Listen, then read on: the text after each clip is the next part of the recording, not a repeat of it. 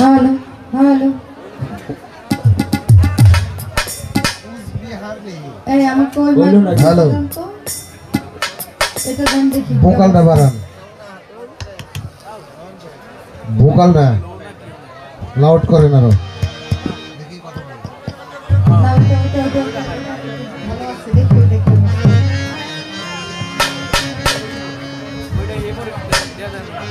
কোনটা এটার হাই পাতটা ভালো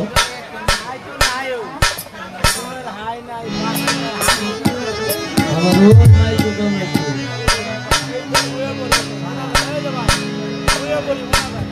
এক নাম্বার ভোকাল দে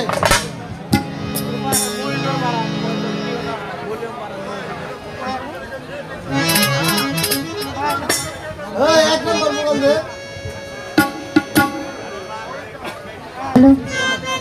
হ্যালো হ্যালো হ্যালো আরেকটু হ্যালো একটু রিভাব করেন hello hello hello hello hello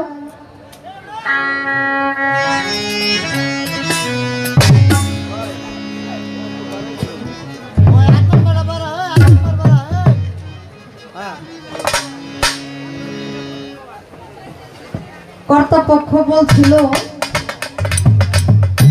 কম কথা বলে একটা করে প্রশ্ন করে ছোট কথা বলে যেন আমরা গানটা বেশি গাই। আমি গত মঞ্চ 32 মিনিটে ছাড়ছিলাম, আমার দেওরায় 2 ঘন্টা লাগাইছে।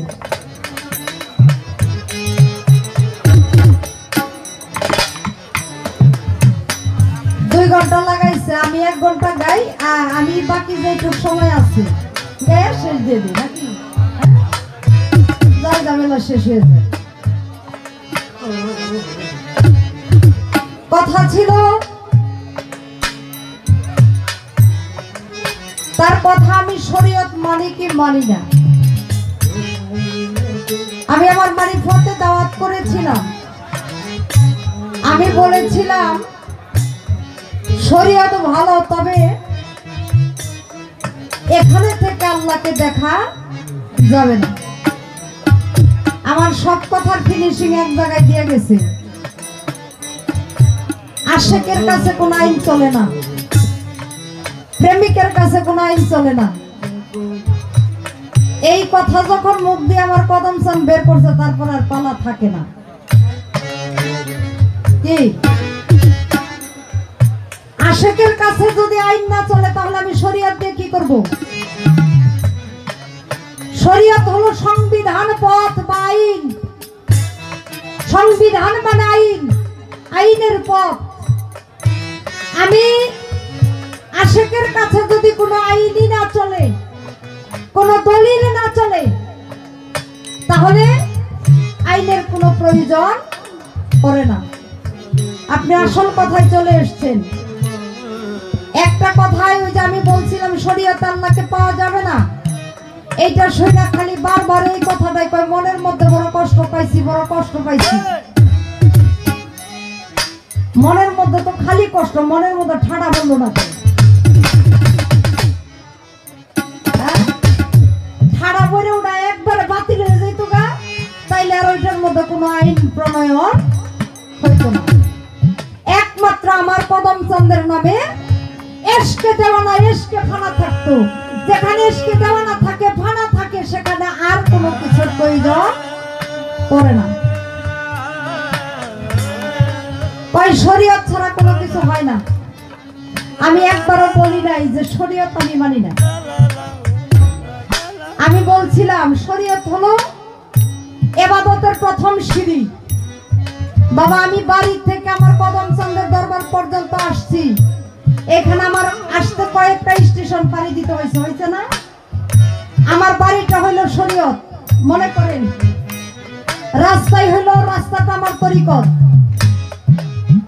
এখানে সেই যে গান গাইতেছে, এটা হলো হাকিকত। আমার কদম চন্দ্রে যদি আমি পাওয়া যাই, তাইলে হলো মারিফত। আর যদি দুইজনের মধ্যে একটা মাখামাখি, প্রেমের মাখামাখি হয়ে গেল, হয়টা হলো অহেদানিয়া, তারপরে আর কোনো কিছু থাকে না। এখন শরীয়ত নিয়ে যদি আমি বাড়িতে বসে থাকতাম, আমার এই পর্যন্ত আসা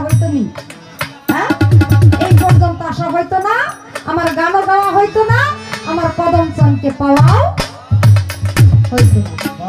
তাহলে শরীয়ত তো ভাইরে এটা তো প্রথম সিঁড়ি, সিঁড়ি দিয়ে উঠতে হবে, সিঁড়ি ছাড়া তো উপরে উঠা যাবে না, এটা তো অস্বীকার করা যাবে না। কিন্তু উপরে যেই মাল ধন, ওই মাল ধন অর্জন করতে হইলে তো উপরে যাইতে হবে, নাইলে তো উপরে যাওয়া যাবে না। এটা তো আমি অস্বীকার করি নাই, আমি এটাই বলছিলাম ওই সিঁড়িটা দিয়ে আমার মারিফতের গোডাউনে আসতে হবে, যেখানে ধন রত্নে ভরা।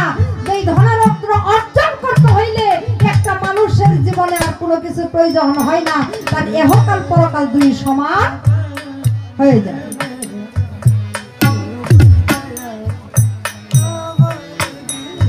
এখানে ছোট্ট একটু বিশৃঙ্খলা ঘটছিল, আমারে বারবার ইশারা করে দেখাইতেছে। আমি কইছিলাম যে আজকে কর্তৃপক্ষ বলে দিচ্ছে যে এখানে যেন কাউরে কোনো দোষারোপ না হয়। আমি কইছিলাম যে আমার মুখ দিয়ে জানি কোনো দোষারোপ কথাবার্তা আজকে না বের করাই। বারবার দাঁড়াইয়া বলতেছে মসজিদের মধ্যে কত নিয়ম শৃঙ্খলা মাইন্না তারা নামাজ পড়ে, হ্যাঁ, আর আমরা ওলির দরবারে নাকি ঝগড়া করি। আপনি যেই চোখ দিয়ে দেখছেন আপনার চোখটা ভুল, ঠাডাটা গজব পুরো ঠাডা এক জায়গায় তো পড়ছে বারবার, এবার গজব পুরো।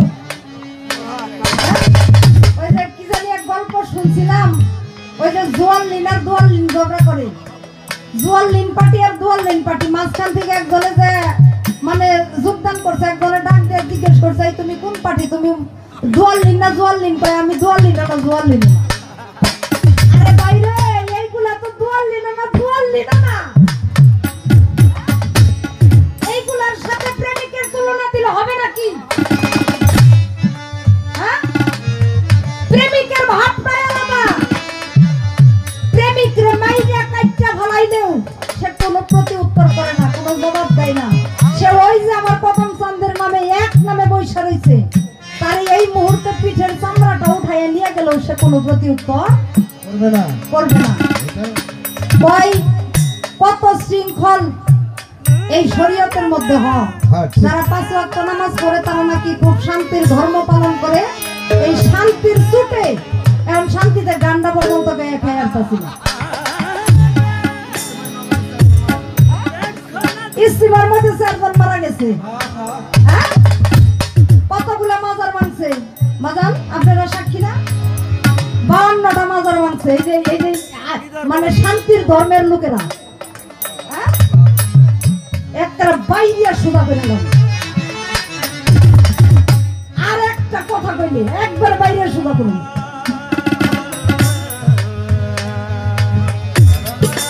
কারণ বাইরে মতো মাইছে না, আমার দেওয়ার বাইরে মামি কথাবার্তা জাত করে না কইলে বাড়ি পর্যন্ত নেওয়ার সময় নেই, এইখান থেকে পিঠি শুরু করুন।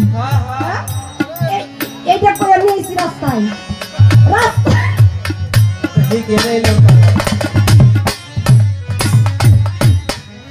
ঘরের মধ্যে ডাক দিয়ে যখন কইছে আজকে পালায় গো শরীয়তের মারফত, তাইলে মারিফত আমারে দিয়ে দিব, এটা তো ঘরের থেকে কইছে। আমি কইয়া লই আইছি, আমি কই ভাই উল্টা পাল্টা কিন্তু কিছু কইস না, হ্যাঁ, আজকে স্টেজের মধ্যে আমি এইটাই শুরু করছো। আরে কইলাম কি আর করে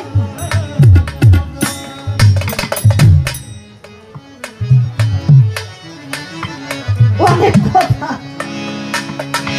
বড় পীর শরীয়ত করছে, শরীয়ত কইরা মারফত করছে, হ্যাঁ, অসুবিধা কি? আমিও শরীয়ত করে মারফত করি, তবে শরীয়তের মধ্যে থাকা যাবে না, শরীয়ত কইরা মারিফতে যাইতে হবে। মারিফত থেকে কখনো শরীয়তে আসা সম্ভব না, তবে শরীয়ত ধরে মারিফতের মধ্যে পদার্পণ করতে হবে। মারিফতে না গেলে কখনোই আল্লাহর সান্নিধ্য পাওয়া সম্ভব না। দেখেন আপনার শেখ ফরিদ আউলিয়ার ঘটনা তো জানেন, জানেন না বাবা? হ্যাঁ, ছোট শেখ ফরিদরে মায় নামাজ পড়া শিখাইতো কিভাবে? ওই জায়নামাজের নিচে একটা চিনি টুকরা দিয়ে রাখতো। নামাজ পড়লে প্রতি ওয়াক্ত নামাজ পড়ার পরে শেখ ফরিদ একটু চিনি পছন্দ করতো, ওই জায়নামাজের নিচে চিনি দিয়ে রাখতো মায়। এমনি দিতে দিতে দিতে দিতে হঠাৎ করে একদিন মাই বাড়িতে নাই। যখন বাড়িতে নাই, নামাজের সময় হয়ে গেছে, আসরের নামাজ। আসরের নামাজের সময় যখন হয়ে গেছে, আজান পড়ে গেছে, মাই দৌড়াইয়া বাড়ির দিকে আসতেছে।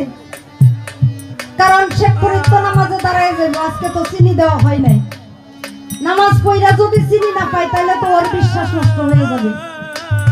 এই জন্য দৌড়াইয়া আসতেছে। আস্তে আস্তে নামাজের ওয়াক্ত চলে গেছে। মাই দৌড়াইয়া ঘরে ঢুকতে, ঘরে ঢুইকা দেখে শেখ ফরিদ বৈশা বৈশা চিনি খাইতেছে। বাবা চিনি কই পাইনি?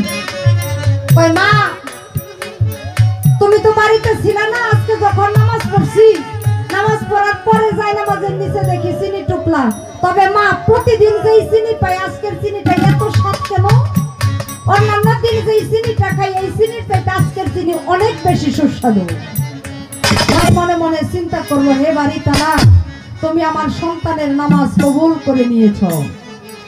মাই ডাক দিয়ে বলল, বাবা তোমার নামাজ হয়ে গেছে, এখন তোমার আরো কিছু কাজ বাকি আছে। কি কাজ? বলে তোমার সাধনার জন্য জঙ্গলে যেতে হবে। জঙ্গলে ৩-৩৬ বছর ইবাদত করছে, আপনারা জানেন না? কথা কম কইতে কইছে, নাহলে এই এক ঘটনা কইতে গেলে ১.৫ ঘন্টা সময় লাগবে। ৩-৩৬ বছর জঙ্গলের মধ্যে সাধনা করছে। সাধনা কইরা বাড়ির দিকে আসতেছে। ২৪ বছর সাধনা করছে, কোনো ফল পাই নাই। ৩৬ বছরের কালে কি করছে জানেন?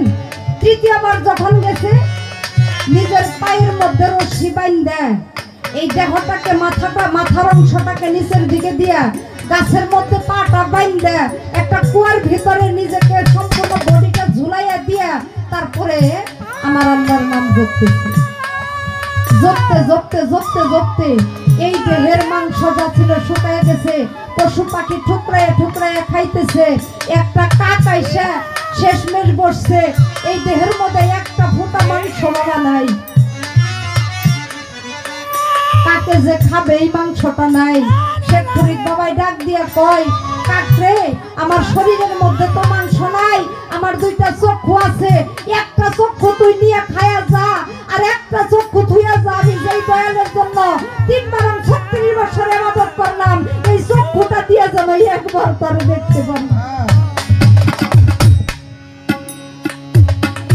সাধনা শেষ করে বাড়ির দিকে রওনা করছে। কয় দেখি আমি যে সাধনা করলাম এর কোনো ফল হইল কিনা। গাছের মধ্যে কিছু পাখি বৈশা রয়েছে, ডাক দিয়া কয়, এই পাখি, আল্লাহর হুকুমে তোরা মইরা যা। পাখিরা মইরা গেছে। মনে মনে চিন্তা করে, কি করলাম আমি বলার সাথে সাথে পাখি মৃত্যুবরণ করলো। আমি তো অপরাধী হয়ে গেলাম। আমি বলার সাথে সাথে যেহেতু পাখি মৃত্যুবরণ করছে, তাহলে এইবার বোধহয় আমার ইবাদত আল্লাহ কবুল করছে, আমার সাধন আল্লাহ কবুল করছে। ডাক দিয়া কয়, পাখিরে তোরা জিন্দা হয়ে যা আল্লাহর হুকুমে। পাখি জিন্দা হয়ে গেছে, আনন্দ চিত্তে বাড়ির দিকে চলে আসছে। মাইরা আইসা ঘটনা খুইলা বলছে। বলার পর মাই বলতেছে, বাবা এইবারও তোমার সাধনা পরিপূর্ণ হয় নাই। বলে কেন? বলে যেই পর্যন্ত একজন মানুষের হাতে হাত দিয়ে সার্টিফিকেট না নিবে, সেই পর্যন্ত কোন সাধন ভজনী আল্লাহর দরবারে কবুল হবে না। কোথায় যাইতে হবে? চলে যাও বোয়ালি কলমদারের কাছে। নদীর ওই পারে বোয়ালি কলমদার চলে গেছে। বোয়ালি কলমদারের কাছে মাঝখানে নদী। নদীর মধ্যে গিয়ে দেখে কোনো নৌকা নাই। একটা কাগজ দিয়ে নৌকা বানাইয়া ওই নৌকার মধ্যে সইরা শেখ ফরিদ ওই নদীটা পাড়ি দিতেছে। বোয়ালি কলমদার তার খানকা শরীফের মধ্যে ভক্তবৃন্দ নিয়ে বসে রয়েছে। জানালা দিয়ে মাথাটা বের করে দিয়ে দেখে একজন বুজুর্গান ব্যক্তি একটা কাগজের নৌকা বানাইয়া সেই নৌকা দিয়ে পার হয়ে আসতেছে। এই ঘটনা দেখে কয়, সর্বনাশ, এ আবার কেমন বুজুর্গান ব্যক্তি, কাগজের নৌকা দিয়ে পার হয়ে আসতেছে। বোয়ালি কলমদার কয়, আমিও 12 বছর পানির মধ্যে সাধনা করছি। হে পানি, আমি যদি 12 বছর তোর মধ্যে সাধনা করে থাকি, তোরে যদি এতটুকু আমি রাজি খুশি করতে পেরে থাকি, আল্লাহর হুকুমে তোর মধ্যে ঝড়ের সঞ্চার কর, যাতে ওই বুজুর্গনের ওই নৌকাটার পারে ভিড়তে না পারে। এই ঘটনা সত্য কিনা? লক্ষ্য করেছে দেখে ওই নদীর মধ্যে ঘূর্ণিপাক শুরু হয়ে গেছে। এই নৌকা আগেও যায় না, পিছেও যায় না, ডাইনেও যায় না, বামেও যায় না, পড়ে গেল একটা মুশকিলে। সে দেখে এই কাজটা করছে ওই খানকা শরীফের মধ্যে এক ব্যক্তি বসে আছে, জানালা দিয়ে মাথা বের করে দিছে, ওই ব্যক্তি এই কাজটা করছে। ডাক দিয়া কয় 3 বরং 36 বছর যদি আমি ইবাদত করে থাকি, হে মাহবুব, যেই ব্যক্তি এই কাজ করছে তার মাথার মধ্যে যেন শিং জ্বালায় যায়, উনি যেন ওই মাথার ঘরের ভিতরে না নিতে পারে। শিং বাজায় গেছে। গোয়ালি কালামদার ডাক দিয়া কয় এই বুজুর্গ তো ছোট মোটো বুজুর্গ না, ওরে তো একটু দেখা দরকার, ও দেখি কোথায় যায়। ডাক দিয়া বলছে ঝড় তুমি থেমে যাও। ঝড় থেমে গেছে। সে ফরিদ ডাক দিয়া বলছে শিং তুমি নাই হয়ে যাও। শিং নাই হয়ে গেছে। দুইজনে দুইজনের কাছে গিয়া পৌঁছাইছে। গোয়ালি কালামদার ডাক দিয়া বলছে বাবা তুমি কে? বলে আমি শেখ ফরিদ। বলে কোথায় যাবে? বলে গোয়ালি কালামদারের কাছে আমার মা আমাকে পাঠিয়েছে বায়াত হওয়ার জন্য। বলে তোমাকে বায়াত করার মতো ক্ষমতা আমার নাই। তুমি যদি বায়াত হইতে চাও তাহলে খাজা আমার একজন পাগল আছে, খাজা আমার একজন ভক্ত আছে, কুতুবউদ্দিন বখতিয়ার কাকি, তুমি তার কাছে চলে যাও। কারণ তুমি যে উচ্চ মার্গের সাধক, তোমাকে বায়াত করার মতো সেই সামর্থ্য আমার মধ্যে নাই। তোমাকে একমাত্র কুতুবউদ্দিন বখতিয়ার কাকি বায়াত করতে পারে। কুতুবউদ্দিন বখতিয়ার কাকির কাছে গেল। সেখানেও সে পরীক্ষা দিল যে তোমার আমার একটা পরীক্ষায় পাশ করতে হবে। 12 বছর তোমার আমার তাহাজ্জুদের পানি গরম করে দিতে হবে। যদি 12 বছরের একদিন থাকতেও এই কাজে ভুল হয়ে যায়, বিঘ্ন ঘটে, তাহলে আবার পুনরায় 12 বছর তোমাকে আবার সেই চাকরি করতে হবে। চলে গেছে। গিয়া 12 বছর ধরে পানি গরম করে, 12 বছরের একদিন সামনে থাকতে এত ভালো ভক্ত বাজান, স্বর্ণকারে একটা স্বর্ণের দলা নিয়ে, কিন্তু খালি এটাতে গয়না বানায় না, এইটারে পুরাইয়া এটারে খাঁটি কইরা তারপরে গয়না বানায়। কারণ না পুরাইলে এটা খাঁটি না হইলে সেটা দিয়ে গয়না কখনোই হয় না। একটা গুরুর কাছে যখন একটা খাঁটি ভক্ত যায়, গুরু দেখা মাত্র চিনতে পারে, তাকে অত সহজে ছাড়ে না, তারে জ্বালাইয়া পুরাইয়া খাঁটি কইরা তারপরে তার দরনের দাস করে। 12 বছরের একদিন থাকতে কুতুবউদ্দিন বখতিয়ার কাকি মনে মনে চিন্তা করে, ওরে যদি হাত ছাড়া করি তাহলে এমন ভক্ত আমি আর পাবো না, আমি আর একটু পরীক্ষা করে দেখি। ডাক দিয়া ওই মাটির হাড়ির মধ্যে পানি গরম করে হাড়িকে বলছে, হাড়ি তুই নষ্ট হয়ে যা, ভেঙে যা। হাড়ি ভেঙে গেছে। আবার 12 বছরের জন্য শাস্তি বেড়ে গেছে। আবার 12 বছর চলে গেছে। 24 বছরের মাথায় গিয়া আবার বলছে হাড়ি তুই ফেটে যা। হাড়ি নষ্ট হয়ে গেছে, পানি নষ্ট হয়ে গেছে, ওজুর পানি দিতে পারে নাই। আবার 12 বছরের জন্য তার শাস্তি। আবারও 12 বছর তাকে পানি গরম করে দিতে হবে। 12 বছর পানি গরম করছে। 12 বছরের শেষ দিন, এই 36 বছরের শেষের দিন, আমার কুতুবউদ্দিন বখতিয়ার কাকি ডাক দিয়া বলছে সারা নগরের আগুন সব নিভে যা। আজকে পানি গরম করার জন্য যেন শেখ ফরিদ কোনো আগুনই না পায়। বাবা তখন তো ম্যাচ ছিল না, পাথরে পাথরে ঘষা দিয়ে আগুন জ্বালাইতো। সমস্ত নগরের আগুন নিভে গেছে। শেখ ফরিদ পাগল হয়ে গেছে, আমি আগুন কোথায় পাবো? আমি আজকে যদি আমার দয়ালকে খুশি করতে না পারি, তাহলে যার জন্য আমার এই জিন্দেগিটা কাটাই দিলাম, আমি তারে তো আর দেখতে পারবো না। লক্ষ্য করে চেয়ে দেখে নদীর ওই পারে একটা আগুন দেখা যায়। দৌড়ে চলে গেছে নদীর কাছে, গিয়ে দেখে কোনো নৌকা নাই। কাঁদতেছে নদীর কিনারায় বসে। হঠাৎ করে একটা মরা লাশ ওই দিক দিয়ে ভাইসে যাইতেছে। এই মরা লাশকে ধরে নদীর ওই পারে গেছে। ওই পারে গিয়ে দেখে যেখানে আগুন আছে ওইটা কোনো সাধারণ মানুষের বাড়ি না, এটা একটা পতিতালয়, এটা একটা বেশ্যা বাড়ি।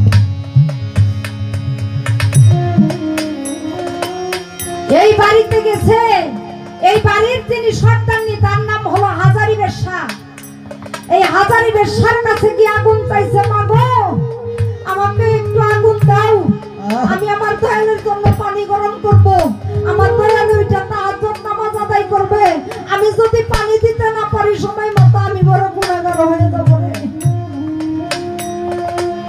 ডাক দিয়া বলছে, শেখ ফরিদ রে, এইখানে কেউ আগুনের জন্য আসে না, এখানে কেউ দয়াল সেবা করতে আসে না, এখানে দেহের জ্বালা মিটাইতে আসে। এখানে আসছস দেহের আগুন নিভাইয়া তুই এখান থেকে চলে যা। হাজারি বেশ্যাকে দুই পাও জড়াইয়া ধরে বলছে, মা গো, তুমি হইলা জগতের মা, তোমার চরণে সন্তান আশ্রয় দিয়েছে, তুমি সন্তানকে বৈমুখ করো না, তুমি সন্তানকে একটু আগুন দিয়ে বিদায় করো। হাজারি বেশ্যা ডাক দিয়ে বলছে, আগুন দিতে পারি, আমার একটা শর্ত আছে। বলে কি? শর্তটা হলো তোর দুইটা চক্ষু কাইটা আমার কাছে বন্ধক রাখতে হবে, তবে আমি তার বিনিময়ে একটু আগুন দিতে পারি। শেখ ফরিদ ডাক দিয়ে বলছে, মারে, মায়ের হুকুমে 36 বছর কাটাইছি জঙ্গলে, না খায়া না নয়া, একবারই তালাকে দেখার আশায়, আবার দয়ালের কাছে আইসা, পীরের কাছে আইসা এই 36 বছর ধরে গোলামি করতেছি, যার আশায় আজও পর্যন্ত আমি তাকে দেখতে পারি নাই। তুই যদি আমার দুইটা চক্ষু নিয়ে নেস, তাহলে আমি আমার সেই প্রাণনাথকে কেমন করে দেখবো রে? তুই আমার একটা চক্ষু নিয়ে আমার একটা আগুন দে মা। হাজারি বেশ্যায় একটা চক্ষু রাইখা একটু আগুন দিয়ে দিছে।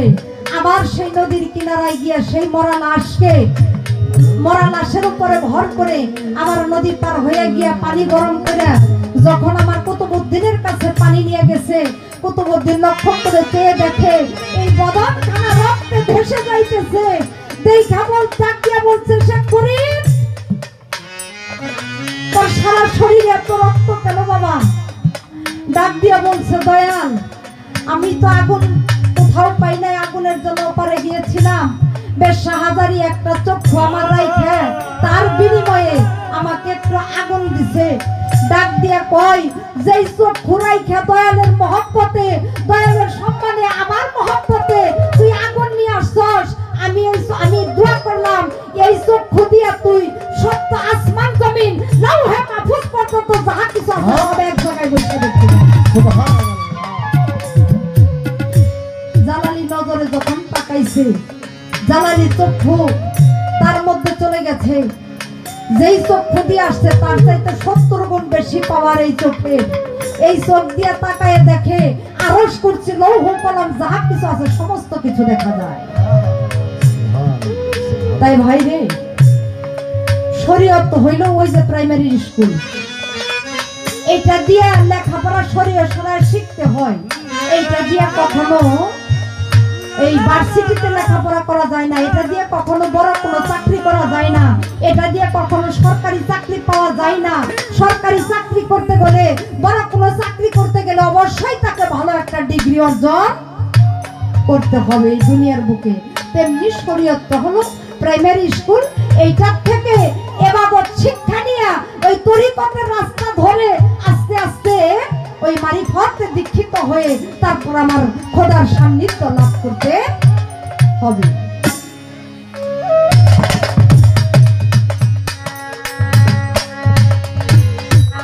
কালির লেখাই আলেম হয় না, গাইবি আলেম যাহার নাই রে, গাইবি আলেম যাহার নাই।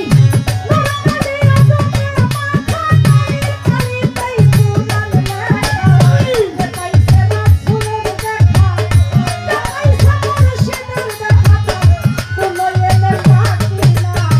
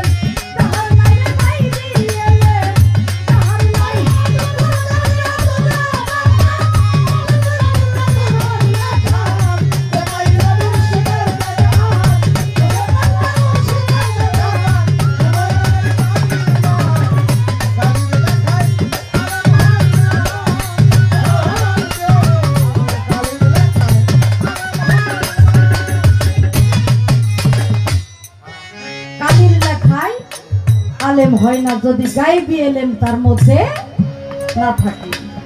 কালির লেখায় এলেম শিক্ষা কইরা তার ভিতরে অহংকার দাম্ভিকতা চলে আসে, আর ওই খোদাই পাওয়ার যদি কারোর মধ্যে আসে সে হয়ে যায় বিনয়ী, সে হয় প্রেমিক, তারে মারলেও প্রত্যুত্তর করে না, আঘাত করলেও সে কিছু বলে না, সে মুর্শিদের নামের সুধা পান করে এক নাম ধরে বসে থাকে।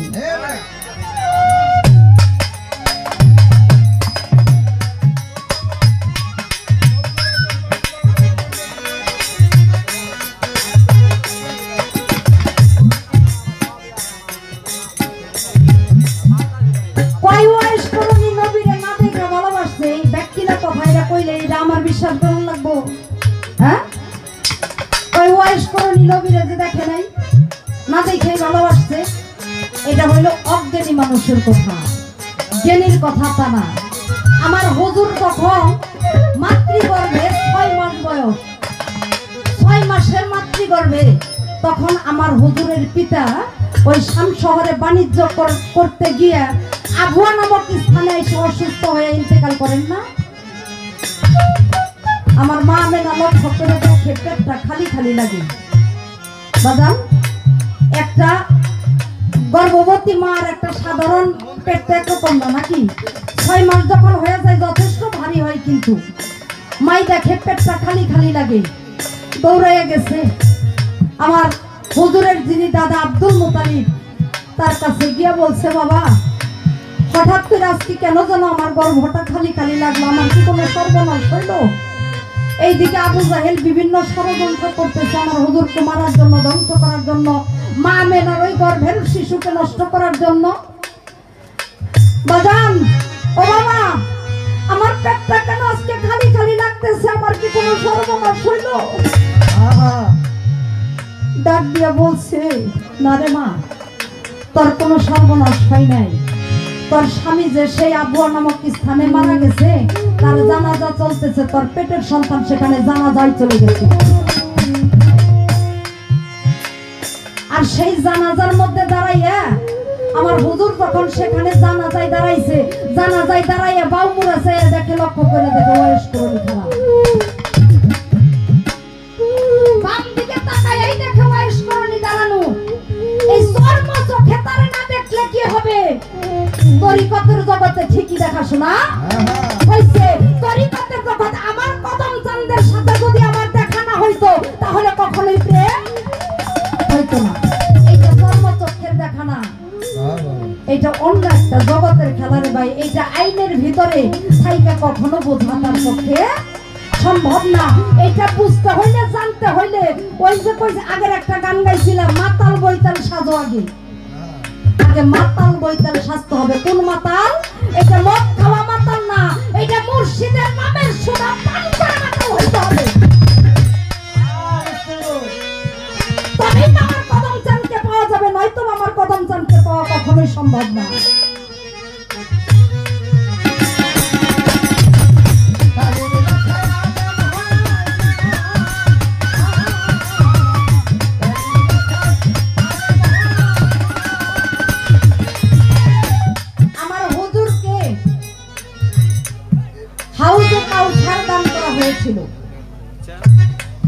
যারা নাইবে রাসূল তাদের মধ্যেও সেই ধারাটা আছে, সেই হাউজে কাউসারের ধারাটা আছে। সেই কাউসারটাই একজন গুরু তার ভক্তকে কেমন করে দেয়। এই আছে প্রেমের গাছে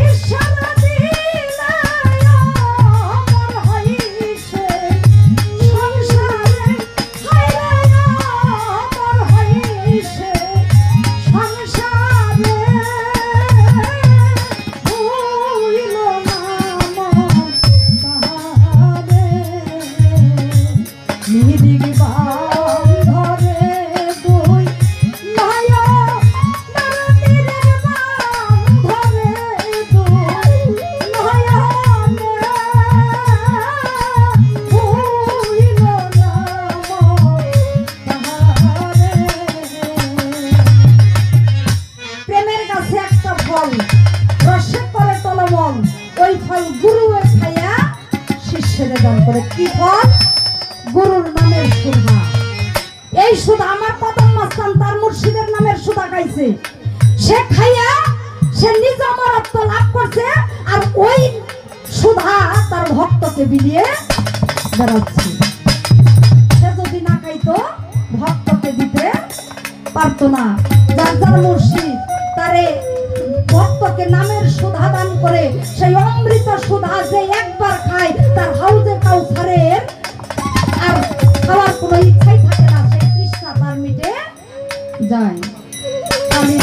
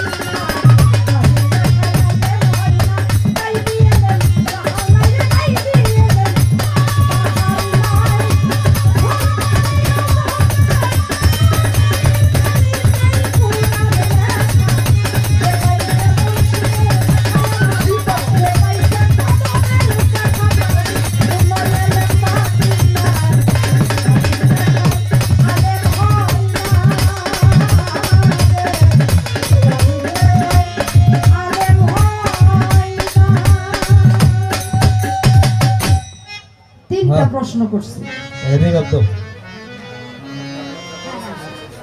তিনটা প্রশ্ন করছি, আর কইরা কয় আমি একটাই করু, কারণ আমি এক আল্লাহতে বিশ্বাসী। এই আবু জাহেলও কিন্তু আল্লাহরে বিশ্বাস করছি।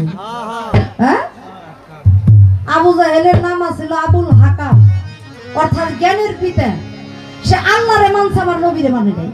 আর নবীরে নামেই না হয়ে গেছে মূর্খের পিতা। পীর মুর্শিদ মানবা না, নবী মানবা না, আল্লাহ নিয়ে বয়ে থাকো যাও।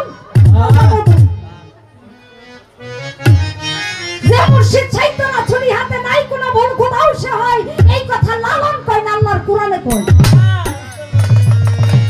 কোরআন খুইলা দেখো শরীয়তের মোল্লা। ওই যে নূহ নবীর কথা কইতে যায় কয় ব্যাক কথা কোন যেমন আবার মারফত আয়া পড়বা। হ্যাঁ, মারফত ছাড়া কোনো কিছু নাই, মারফত ছাড়া কোনো জায়গায় হাত দন যাব না। ও ওনারা সুবিধা মতো কি করে মারফত করে না থুইয়া আসল জিনিস থুইয়া, যেটা উনাকে সুবিধা হয় এইটা বাচ্চা বাচ্চা লোক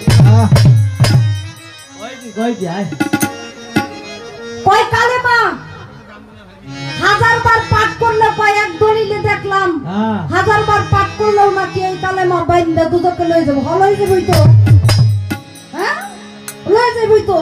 কালেমা তো পাঠ করার বিষয় না, কালেমা দেখার বিষয়, কালেমা ধরার বিষয়, কালেমা ছোঁয়ার বিষয়, কালেমাকে বুকে জড়ায় ধরার বিষয়, কালেমা দেখে চক্ষু শীতল করার বিষয়। এটা পইরে যদি এত একেবারে ব্যস্ত পেয়ে যায় তো ব্যস্ত এত সোজা, এটা তো মামুর বাড়ির সম্পত্তি। হ্যাঁ, সাধু কোরআন মানবে তা হোক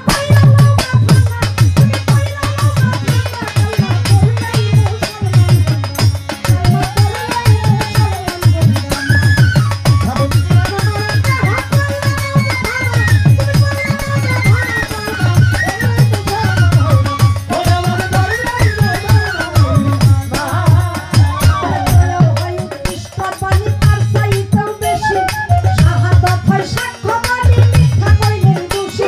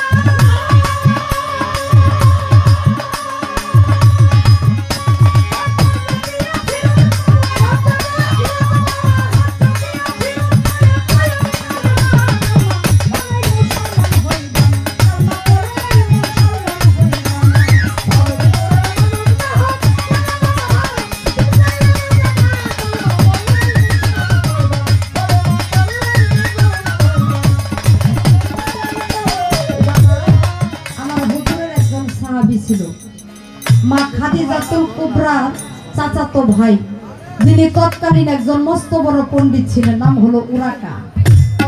এই উরাকা যেদিন পৃথিবী থেকে চলে যাবে, আমার হুজুরের কাছে দৌড়ে গিয়ে খবর বলা হইল উরাকার অবস্থা ভালো না, সে অন্তিম অবস্থায় আছে, যে কোনো সময় চলে যাবে। ইয়া রাসূলুল্লাহ, আপনি গিয়া উরাকার একটু কালেমাটা পড়াইয়া দেন। একটু খেয়াল করে শুনবেন, কালেমা পড়ার বিষয় নাকি দেখার বিষয়। আমার হুজুর চলে গেল উরাকার বাড়িতে, গিয়া উরাকারে বলছে, উরাকা তুমি কালেমা পড়ো, পড়ো লা ইলাহা ইল্লাল্লাহ মুহাম্মদ রাসূলুল্লাহ। আমার উরাকা আমার হুজুরের মুখের দিকে তাকাইয়া দুই চোখের পানি ছেড়ে দিয়েছে। আবারও ডাক দিয়া বলছে, উরাকা তুমি পড়ো লা ইলাহা ইল্লাল্লাহ মুহাম্মদ রাসূলুল্লাহ। উরাকা আবার আমার হুজুরের এই মুখ থেকে নাভি মোবারক পর্যন্ত দুই চোখ দিয়ে তাকাইয়া দেখলেন, আর চোখের পানিটা ছেড়ে দিলেন। আমার হুজুর আবার ডাক দিয়া বলছে, উরাকা তুমি পড়ো লা ইলাহা ইল্লাল্লাহ মুহাম্মদ রাসূলুল্লাহ। উরাকা আমার হুজুরের পা থেকে মাথা পর্যন্ত তাকিয়ে নয়ন ভরে দেখলেন। সাহাবীরা ডাক দিয়া বলেন, ইয়া রাসূলুল্লাহ, দেখেন উরাকা কত বড় বেয়াদব। এই মৃত্যুর সময় আপনি আল্লাহর নবী, আপনি বলছেন বারবার তাকে কালেমা পড়ার জন্য, সে কালেমা পাঠ করলো। আমার হুজুর সেদিন বলেছিল, তোরা জানোস না রে, উরাকা কালেমা পাঠ করে নে, উরাকা কালেমা দর্শন করেছে। উরাকা কালেমা পড়ে নে, উরাকা কালেমা দেখছে। ওর দুই নয়ন বইরা কালেমাটারে একবার না, দুইবার না, তিনবার দেখছে। কালেমা শুধু পড়ার জিনিস নয় ভাই। যার যার মুর্শিদকে দেখলে কালেমা দেখা হয়। যে তার মুর্শিদকে দেখলো না, সে কখনো কালেমার ভেদবে না, জানবে না, বুঝবে না। শুধু মুখস্থ কালেমা হাজার বার পাঠ করলেও, হাজার বার কেন, সারা জিন্দেগি মুখে ফেনা উঠাইয়া ফেলাইলেও, কাল হাসরের মাঠে ওই কালেমাই হ্যান্ডকাপ দিয়ে বেঁধে তারে জাহান্নামের দিকে ঠেলে নিয়ে যাবে। আর মুর্শিদের তোয়াজ জ্বালিয়ে যদি একবার কেউ কালেমা দর্শন করতে পারে, তার আর কোনো ভাবনা নেই। পড়া কালমা